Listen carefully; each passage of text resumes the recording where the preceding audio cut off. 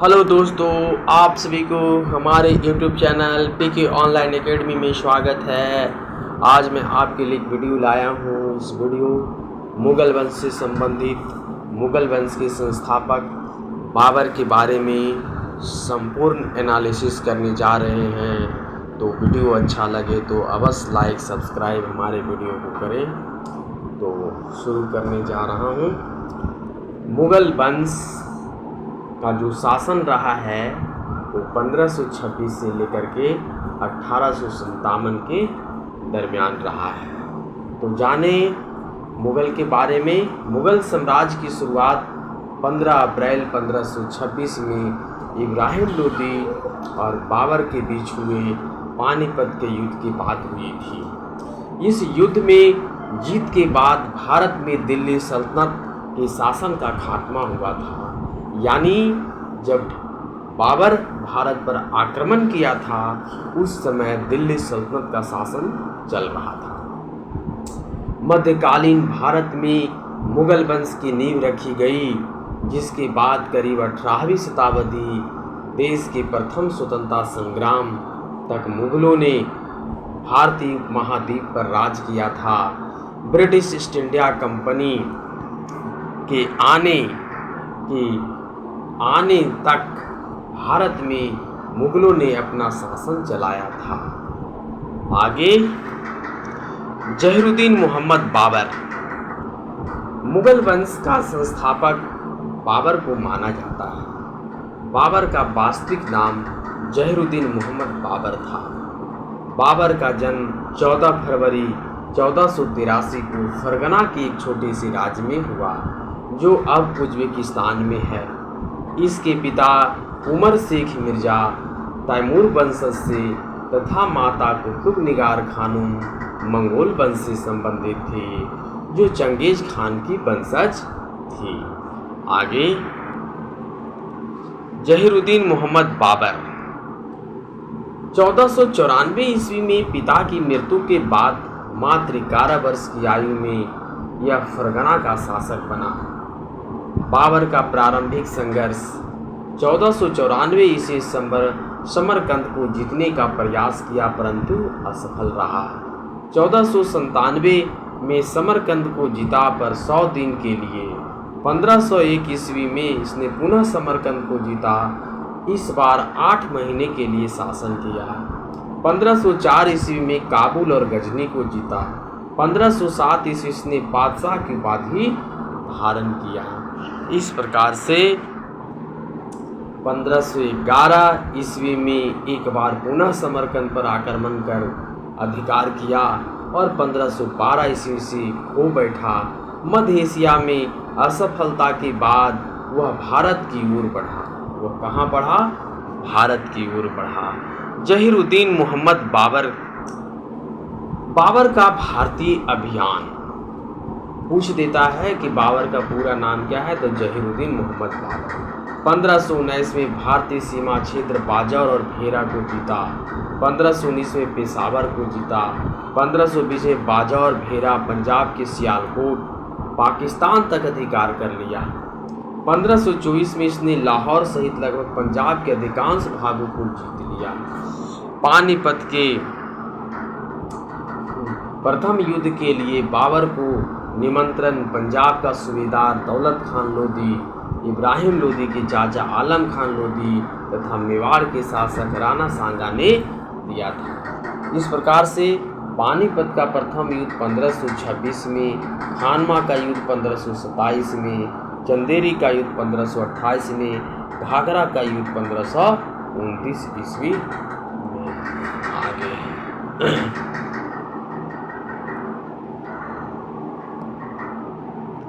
पानीपत का प्रथम युद्ध 1526 ईस्वी। बाबर की सेना में लगभग 15,000 सैनिक और 20 से 24 तोपें थीं। इब्राहिम लोदी की सेना में लगभग 80,000 से 1 लाख सैनिक और कम से कम 1,000 हाथी थे। ये सैन्य बल जब पानीपत में युद्ध लड़ा गया था ना, तो उसमें ये सैन्य बल को दिखाया गया है कि किसके पास कितनी सेना थी। बाबर की रणनीति। पानीपत के प्रथम युद्ध के में बाबर ने उज़्बेकों की युद्ध नीति, जिसे तुगलमा नीति कहा जाता है और इसे अर्धचंद्राकार भी कहा जाता है। तोपों को सजाने में उस्मानी विधि, जिसका दूसरा नाम रोमी विधि, का प्रयोग किया और इब्राहिम लोदी को पराजित कर दिया। युद्ध में बाबर के तोपखाने नेतृत्व उस्ताद अली और मुस्तफ़ा खान नामक दो तुर्की अधिकारियों ने किया। पानीपत का प्रथम युद्ध 1526। पानीपत का प्रथम युद्ध जीतने के बाद बाबर ने जनता में चांदी के सिक्के बंटवाए थे, जिस कारण जनता ने इसे कलंदर की उपाधि दिया था। जनता ने, कलंदर का मतलब दानी होता है। खानवा यानी पानीपत का युद्ध 1526 और खानवा का युद्ध 1527 ईस्वी में। पानीपत का प्रथम युद्ध में बाबर ने यह निर्णय नहीं किया था कि वह भारत में स्थायी रूप से रहेगा।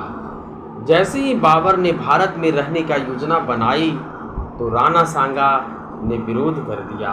1527 ईस्वी में खानवा का युद्ध हो गया।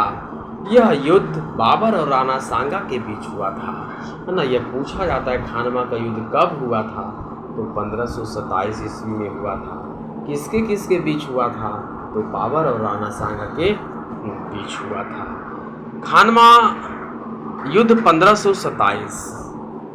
बाबर ने अपने सैनिकों का मनोबल बढ़ाया और सैनिकों पर लगने वाले तमगा नामक टैक्स को खत्म कर दिया। बाबर को हर हाल में यह युद्ध जीतना था। इसी युद्ध में बाबर ने जिहाद शब्द का अर्थ होता है धर्म के लिए जनादेश का प्रयोग किया। इस युद्ध में बाबर अपने सैनिकों को मदिरा पीने से रोक लगा दिया था।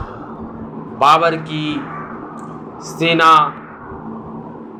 पूरी बहादुरी से लड़ी और इस युद्ध में बाबर की जीत हुई। इस युद्ध के बाद बाबर ने गाजी की उपाधि धारण की। इस युद्ध के बाद बाबर ने यह निर्णय लिया कि वह भारत में स्थायी रूप से रहेगा, है ना। इसी युद्ध यानी कौन सा युद्ध, तो खानवा के युद्ध में उन्होंने कहा कि अब हम भारत को जीते हैं तो हम भारत में ही अपना शासन चलाएंगे।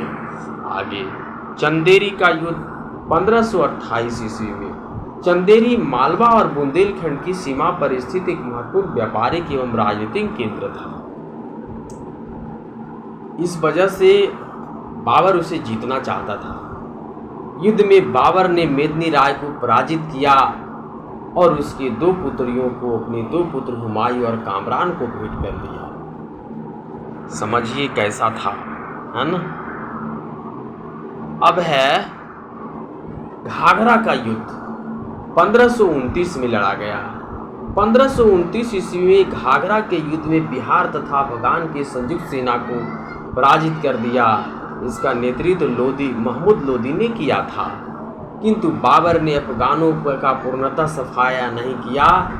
यही बचे हुए अफगान सैनिक हुमायूं के लिए खतरा बनकर सामने आया। पूछता घाघरा का युद्ध कब, 1529 ईस्वी में। आगे है करीब 48 वर्ष की आयु में 26 दिसंबर 1530 ईस्वी को आगरा में बाबर की मृत्यु हो गई। प्रारंभ में बाबर के शव को आगरा में दफनाया गया था, पर बाद में काबुल में उसके द्वारा चुने गए स्थान पर इस शव के दफनाया गया था। आगे सवाल करेंगे। महत्वपूर्ण तथ्य। बाबर ने अपनी आत्मकथा तुजुक-ए बाबरी की तुर्की में रचना की, जिसका अनुवाद बाद में फारसी भाषा में अब्दुल रहीम खान खाना ने किया, जो कि बाबरनामा है। बाबर की भारत में सफलता का मुख्य कारण उसका तोपखाना था। बाबर के तोपखाने की देखभाल का दायित्व उस्ताद अली एवं मुस्तफ़ा नामक दो तुर्की अधिकारियों के हाथों में था। बाबर ने पानीपत की विजय के बाद काबुल वासियों को शाहरुख नामक चांदी के सिक्के दान दिए थे। आगे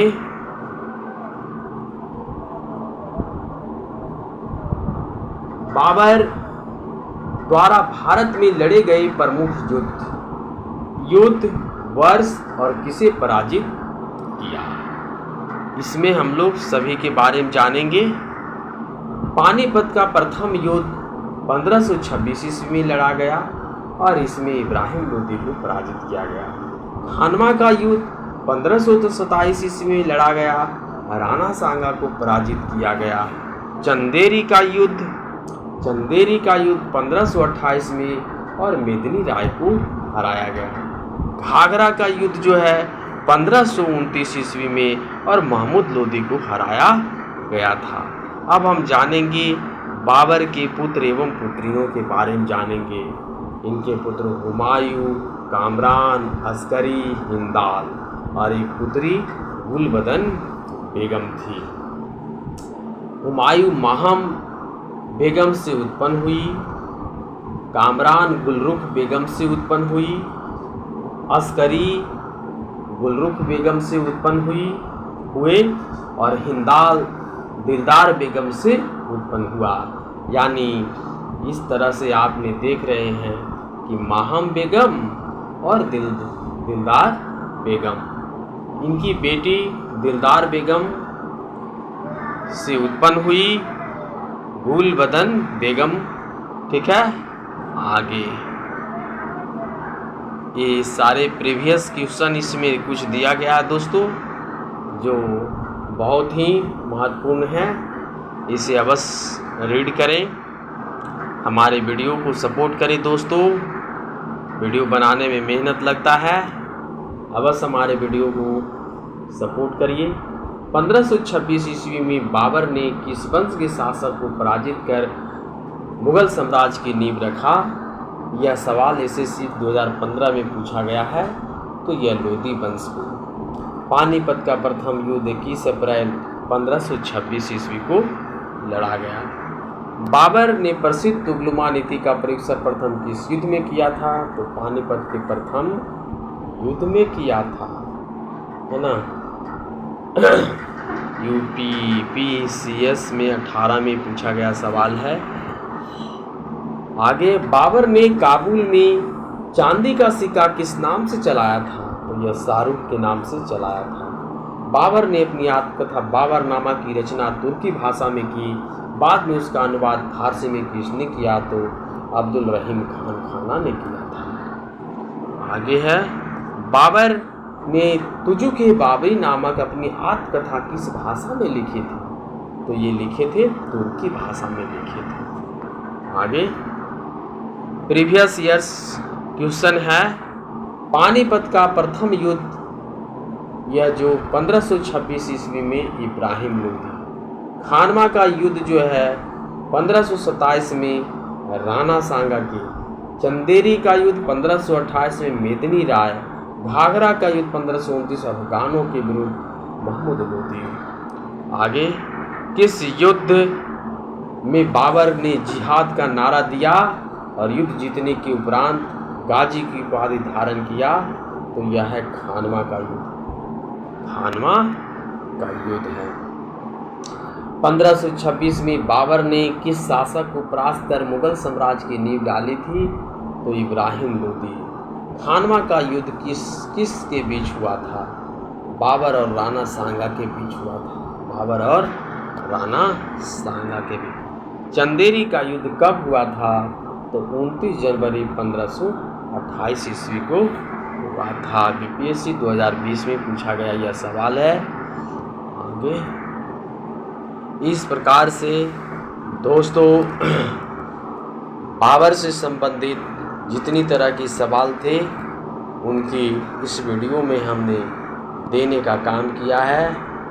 हमारे वीडियो को अवश्य सपोर्ट करें, लाइक करें, हमारा सब्सक्राइबर बने, ताकि आपका यह के लिए जब भी मैं छोटे छोटे वीडियो बनाता हूँ तो आप तक पहुँच पाए और इस छोटी सी वीडियो से आप अवश्य लाभ उठाएं। That's all.